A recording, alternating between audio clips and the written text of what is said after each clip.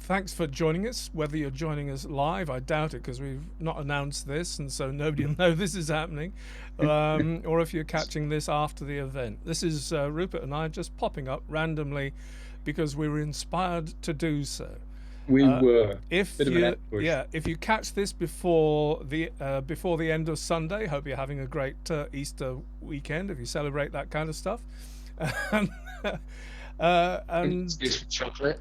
Yeah, and we'll be sharing this and posting this to Facebook and Twitter as the time goes on. But anyway, the idea is that we have historically been doing sort of one of these a month, but we thought we'd do it just when we blimmin' feel like it, because so often little snippets come up, little questions, little items in the press that unless you address them on the spot or sort of strike while the iron's hot, they tend to go away and get forgotten about. And a few days ago, let me see. A few days ago, Kevin Rowan Druitt asked a question on our the comment section under the podcast that we did on archaeoastronomy. I can't even say it now. After all that practice as well. Who debunked Fred's theory about the Aubrey Holes? Fred Hoyle, we're talking about. Fred being Fred Hoyle, of course. Yeah. So, without being able to answer that question directly, we thought it was a good spark for a discussion point, a talking point, because it brings into question a few other things as well. Do you, Rupert? What's your understanding, if anything? We live in ignorance here, so this is not about us telling you what's right and what's wrong and what's factual and what's not. Yeah. We have our own perspectives and all that, but it's about stirring up. I'll say in our defence that's an ignorance in parentheses. We're generalists, so there's an awful lot of stuff that we. Is that MS Somerton? Is that who we think it is? MS Somerton saying good afternoon, chaps. Well, good Lord, hello, Mark. Well, I'm very impressed. On YouTube on a Saturday afternoon, when you should be clearing out the garage, perhaps. That's good. Yes, we're generalists, so we have a kind of a store of information, and then when it gets into absolute nitty-gritty on technical aspects, then we might not know much at all. And this is one of, certainly for me anyway, is one of those areas, because I've never really bothered myself with archaeoastronomy other than the acceptance that clearly the lunar cycle, the full lunar cycle, was a big thing to our ancestors, and hence the stone circles that 9 stones and 19 stones that appear so often, because they are directly related to the full lunar cycle. Beyond that, I don't bother myself with detail, because there's other things to worry about, and you start getting bogged down in detail. I'm happy knowing that they could do it rather than needing to know the whys and wherefores. But I think that as we'll probably discover as we chat further, that we run into a little bit of a problem in that, not because archaeoastronomy is itself, from a modern point of view, a technical thing. You could, the only way to analyze it is technically. We run into that thing of, were they capable of it? We probably think that they were. No reason why not. I think the problem we run into is why, the reasons, and were they actually doing it? Making a claim that they were using, I mean, this is what it's all about, using the Aubrey Holes, the 56 Aubrey Holes, as a method of predicting the lunar and solar eclipses. That's a strong claim, and it requires robust... Do we want to backpedal slightly there, because that's the first time you've actually mentioned that that's what we're talking about, per se, is the Aubrey Holes as eclipse predictors. Yeah. Right. Can I just hold 2 seconds, just acknowledge that Summerton has acknowledged that it is him, and it's MW Summerton on YouTube. Oh, what did you say? MW Summerton to you, sirs, he says. W. Yes, okay. MW. And good morning, K8 ECAT. I don't know how say what I should say to address you. K8 ECAT. I don't know who you are. You may be somebody we know, and the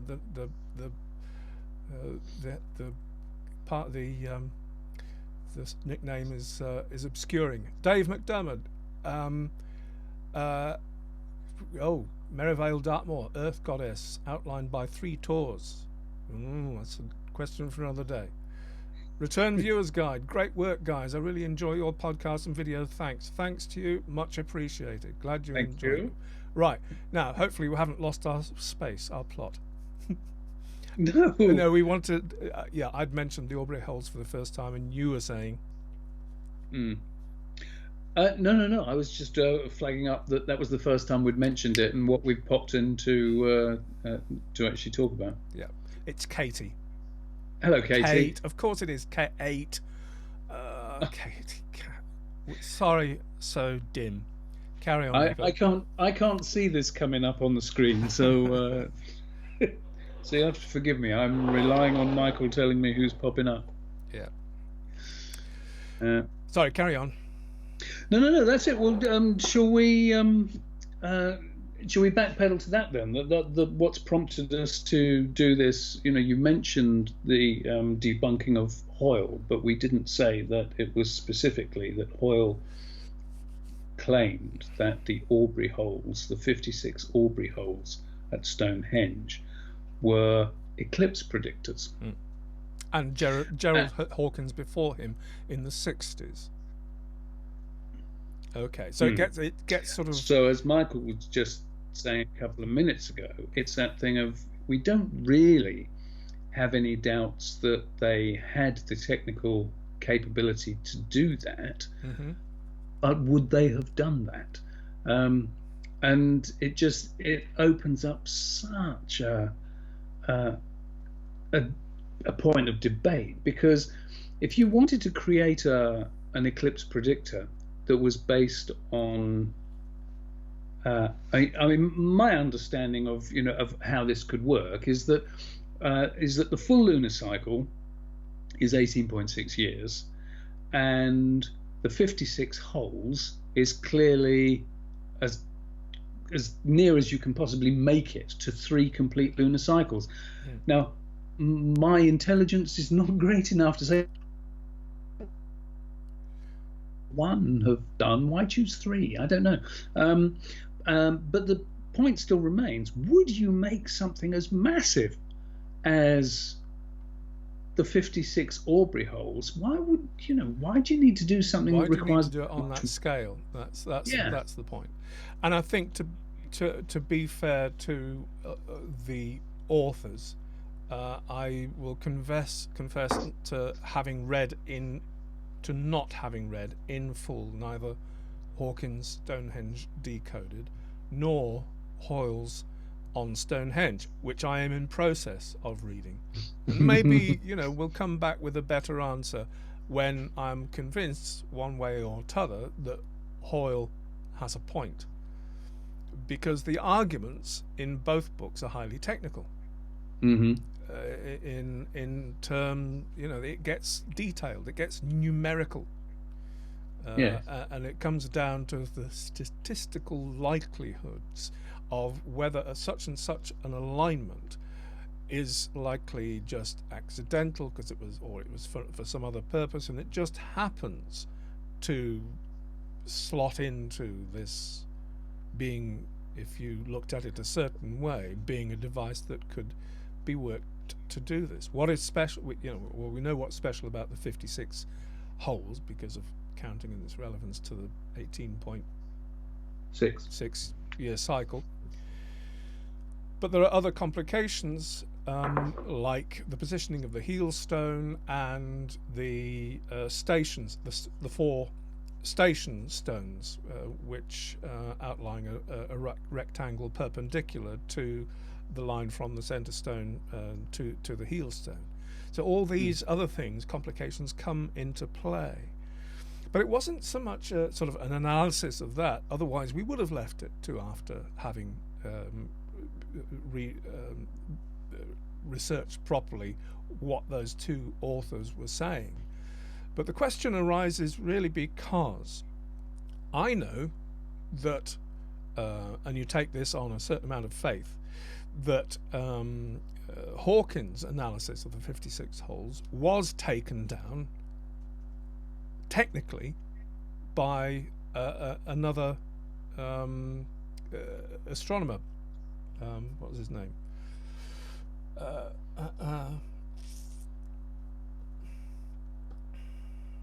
Vincent H. Malmstrom, Emeritus Professor of Geography, Dartmouth College, Hanover, New Hampshire. In a 23-page paper, takes standing with thank you, Jorman, for distracting me.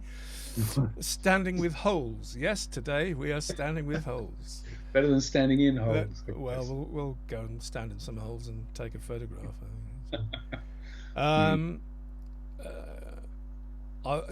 Dave, I'll park that question for a moment about how many holes are in the entrance at Stonehenge, but it's a good one.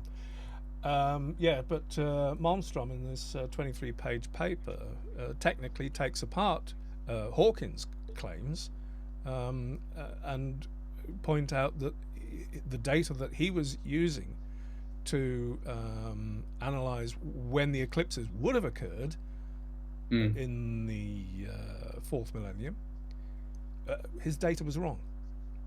So the underlying hypothesis behind Stonehenge Decoded is based on false data for that time. But nevertheless, where is going backwards in time? Sorry? Where does it become accurate again? Because if you it's a good point. It's all a question of the databases that were used at the time. As far as I'm understanding, Hawkins was using a 1887 canon of eclipses, which projected eclipses, or no, it wouldn't be projected, would it? What would be the reverse? What's the opposite of projected? Yeah. What would retro something the eclipses. Oh no, I got that wrong. Sorry. No, it was a publication in a 1945 document that predicted or that calculated all the eclipses back to 1600 BC. Right. And because Hawkins' data didn't reach back any further than that, really, it was a bit all over the place. I have to read it in a bit more detail to get at that. The point is that if you read if it is sort of taken apart. Nevertheless, we get Hawkins, we get Hoyle coming at Sir Fred Hoyle coming up in 77, publishing on Stonehenge, in which he revives the idea of the solar and lunar eclipses. Now, we've got a technical takedown of Hawkins, but I, in the Archaeoastronomy podcast, we were quoting or giving the nod to the current Professor of Archaeoastronomy at Leicester University, Clive Ruggles. And we say, well, he's the only professor of archaeoastronomy there is anywhere in the world. So, you know, hats off to the man. The question, who debunked Hoyle's, who debunked Fred's thing of the Aubrey Holes, I was thinking, well, most likely Clive Ruggles, but who else? So I wanted to know who debunked that theory. But nobody, it seems, has come up with a technical takedown of it and saying, no, that can't be so, because in terms of actual astronomy and numbers and, you know, ecliptics and stuff like that. No, the only thing we could find is that Clive Ruggles makes an assertion of, well, there are other places with 100 holes, there are other places with 20 holes, there are lots of places with banks and ditches with lots of holes in them. Why should Stonehenge be special? I'm thinking, well, that's a rubbish argument. It is a rubbish argument.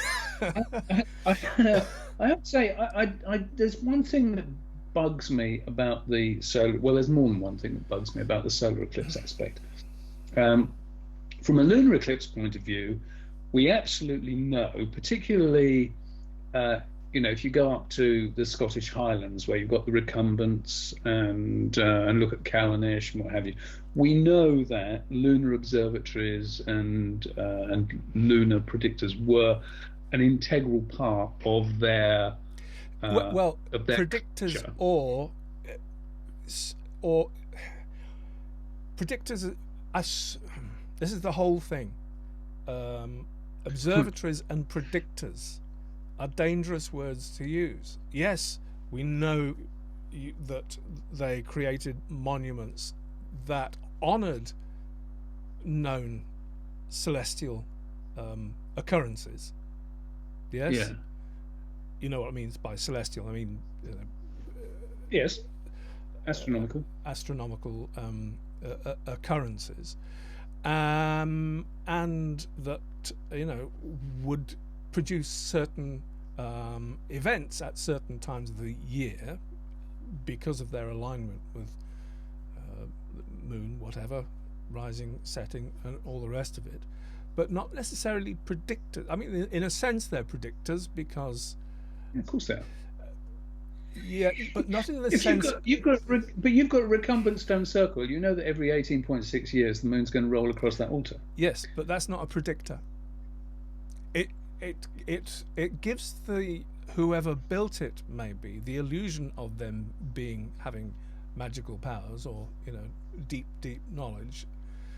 But when I talk about a predictor, I'm thinking of something where you take two elements of something and you use those two elements to predict something that you didn't necessarily know was going to happen before. You know what I mean? There's a big difference. Okay, I think we're predictions in science and I just think we have a different and an observatory. An observatory is used to find stuff that you don't know yet.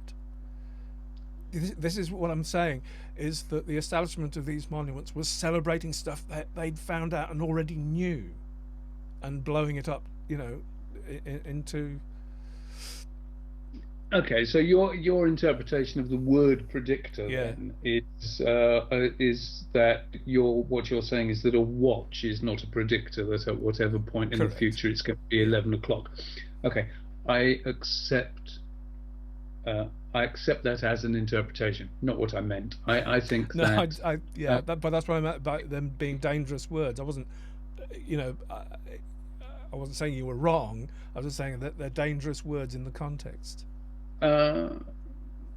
Maybe. It's just, but you can't make allowances for the way people choose to. You know, it's like we're not talking about paranormal predictor, are we? We're talking about you know, if you have set up 19 stones because you can watch the progression of the moon and you know that at whatever point that the moon is going to do something wonderful with the altar, then the the whole thing as a celestial clock over getting on 19 years, I would still use the word. It is telling you that in this amount of time, this will happen. So I see this as a very non-emotive predictor. It's something you can see that at whatever point in the future this is going to occur. Anyway, having established that difference of opinion on the meaning of the word, Somerton's a pedant as well. We embrace pedantry. I say, that was a bit strong. No. There's no need to take it out on Mark. We have debated the merits of pedantry, but what I was going to say. Whoops. We have this. Yeah, go on. We know that there's this huge relevance to the lunar cycle. My biggest issue with the notion that there could be solar eclipse predictors is that the one thing that the Aubrey Holes could never do is give you an indicator of where on the planet the solar eclipse would be visible. And I don't see that it would have been, bearing in mind, their understanding of the celestial bodies at the time, I'm not convinced that they would have been aware that the solar eclipse might have been visible over, I don't know, maybe they were, but I just don't think that they would have constructed something the size of Stonehenge to predict something that they wouldn't have been able to see anyway. Yeah, these are the debatable points, and that's why I'm reading these things now to see if, to do these things really, really, really stand up, because the claims of our ancestors as being ancient astronomers, is a strong claim, and it requires strong evidence. I'm not for an instant saying they weren't capable of it. I think we have to keep repeating that. Because it's a criticism I hear thrown at Clive Ruggles, and it's not that. He's not coming from that at all. Especially as he's a man, his although he has a moniker of Professor of Archaeoastronomy, encompassed in that is ethnoastronomy. So he parallel to the study of ancient astronomy, he studies how contemporary modern day native peoples look at the skies and interpret them and use them to their own for their own purposes, whether agricultural, religious, or what have you. So he's not they couldn't possibly have done that. Well, clearly they do and have. It's just that, did they? That's it, pure and simple. But whichever side you choose to, Orion 75, greetings to you too, all the way from Queensland, Australia. Well, Stroth. Yeah. Welcome. You didn't just do that. You didn't just do an Australian accent, did you? Sorry, Soskin. sorry. Jesus. Sorry. None intended. I tell you what, folks, we are hopeless in this. We have travelled, up and down the UK, and it's embarrassing wherever we've found ourselves. I think it was particularly in Ireland. We were just dreadful, couldn't stop ourselves. I think there is a word for it. When you adopt the is there? Attempt to adopt the local dialect. Yes. What's that? Risky? Do you know what I found utterly bizarre when we were filming was that we didn't even have to be aware of it. We just would cross a county boundary, and we were on walkie-talkies talking vehicle to vehicle, and we'd cross a county boundary and suddenly be... Our walkie-talkie talk would be regional. And it would the danger only really hit us when in the pub. It was when we drove into Glasgow, wasn't it? We suddenly realised that if there was one place in the world where we were likely to get our lights punched out. Funny. We digress. We do. Yeah. No, it's a funny one, isn't it? I mean, I can't help coming back to this thing of okay, we kind of accept that they could have done it, but then we have to ask, would they have done it? And if they did, why did they do that? Because it's all very well, now where we are societies and civilizations of millions of people, and so we have the control of our environment so so wrapped up, even though it's largely detrimental at the moment, but so wrapped up that we can afford to give people as much time as they want to research blah. But back when you had way smaller societies, why would you have allocated so much time and dedication to the construction of sites that were doing something that fundamentally didn't make a jot of difference to your world? Unless they thought it did. That's the thing. And there are a lot of things that people think make a lot of difference to their lives, and in reality don't. And they act upon those beliefs, and they die for those beliefs. So yes, yay. Yes, that's so, we promised ourselves we wouldn't make this a long broadcast, and I'm aware that it's approaching we are coming up to half an hour, and let's get off. The purpose of bringing this up was not to tell you exactly what we think, but to just flag up a few question marks about how to deal with the question, and be careful about especially about what we prefer.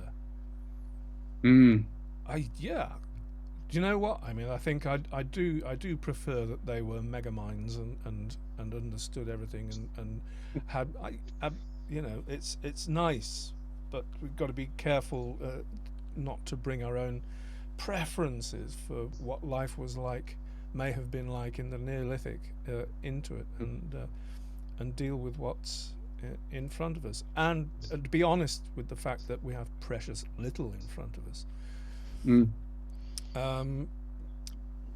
One thing I must get in, of course, the answer to the answer to Kevin's question is, as far as we know, it was Clive Ruggles who debunked Fred Hoyle's theory.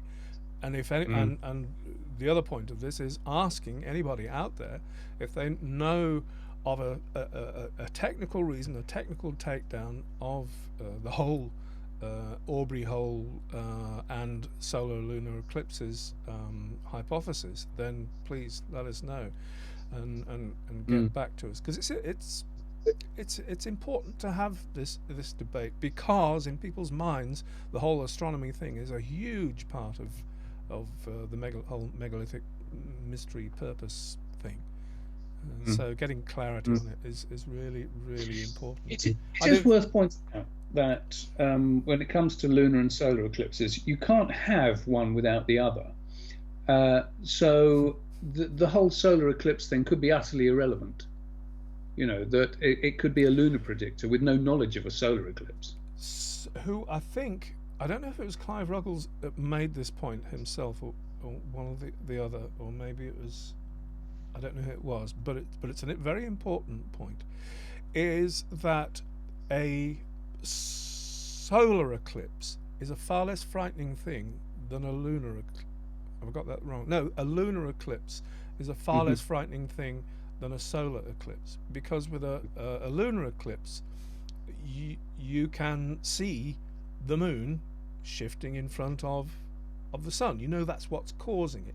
The moon, which is moving in front of the sun, which and obscuring it. Okay. Solar eclipse. Well, that's no, that scary, is a solar eclipse, because it's just a shadow moving across the face of the moon. Okay, you mean that the other way around? I mean that the other way around, don't I? Yes, of course I do. Yes. A lunar eclipse, yeah. Interesting. You see, I would have seen that entirely the other way around, that something actually blotting out the light of the sun. I can imagine that being terrifying. Seeing the Absolutely moon just terrifying, but at changing least you colour. can see that it's what's doing it. You'd be Yeah. aware of what's doing it. It's freaky enough in itself. But there is something about a solar eclipse where you just see a ghostly shadow move across the face of the moon. Interesting thoughts. Yeah. And Interesting thoughts. how could you be aware it's the shadow of the orb upon which you are residing that is passing in front of the sun? Hey ho! So, food for thought, I hope, folks. This was the first of many of these little pop-ups in which we, off the top of our heads, virtually nil preparation, I'm afraid. Yes, do feel free to stick comments down for us to come back on. No trouble in mind, no reason to be unpleasant. But that's the idea. That's the idea. So, anything else we need to? We'll tell the story of our lunar eclipse experience another time. Some may have heard it, some may not. Some of you may know it already, but yes, many of you probably don't. We will. That was a bit of an adventure. Yeah. Yes. So, with that, I think we will wish you goodbye. Enjoy if you're watching this before the end of the weekend, enjoy the rest of the weekend. It's gloriously sunny and warm here in the UK. What's it doing down there in France? South of France, Mr. Soskin. It's been lovely actually, but it's clouded over a bit now. But it's warm. It is warm. Actually, that's a good point. Worth saying. I'm actually coming over to England tomorrow, and making my way gradually up to Michael, where we will hopefully be recording the next podcast, and we'll undoubtedly say hello to you from there. Yeah, brilliant. Britain moon worship, British sun worship. Who put the ish in the Britain? Dave, I must answer that question some other time. Anyway, so if you're not already, that's a really good point. Do you know that we're only 63 off having 2,000 subscribers on this YouTube channel? Wow. So, guys, if you're not already subscribed, you know what to do. Click that button. Down there. Hit that subscribe button. If you would, because we get, I think there's some extra things we get from YouTube when we go over 2,000. Some extra. Yeah, YouTube begins to take us seriously over the 2,000 mark. Yeah.